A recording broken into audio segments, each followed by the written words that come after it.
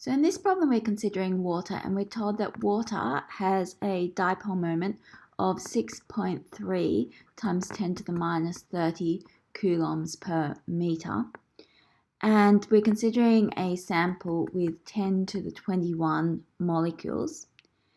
And they're all oriented in the direction of an electric field, and the electric field has a magnitude of 2.5 times 10 to the 5 newtons per coulomb. So let's draw a little diagram of this.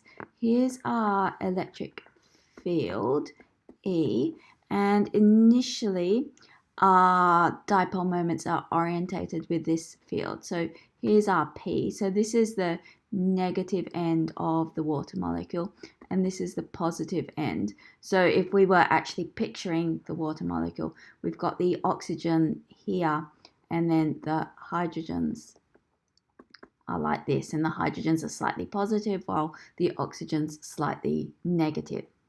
And so we're told in the question that initially theta is equal to 0, which is what we've got here.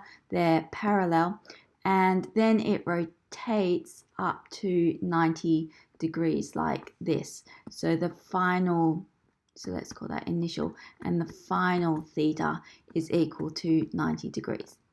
And in the question, we're asked how much work do we need to do in order to rotate them this way. So we can use our equation for work. Work is equal to the integral of the torque times the angle, and the torque in this case is given by P cross E times the angle, and so we can write this as the integral of P E sine theta d theta from the initial angle to the final angle.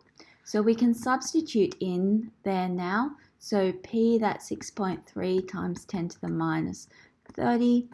E, that is 2.5 times 10 to the 5. And then we're integrating sine theta. So when we do that, we get cos theta. And theta initial is 0. And theta final is 90. Now, this is just the work done on one of these molecules. So we'll count for the others once we've done this calculation. So when we enter this into the calculator, we get 1.575 times 10 to the minus 24 joules. So we should just check. This is a positive answer. We would expect a positive answer because we need to do work on the molecule. We need to give it more potential energy to move it up to this position at 90 degrees.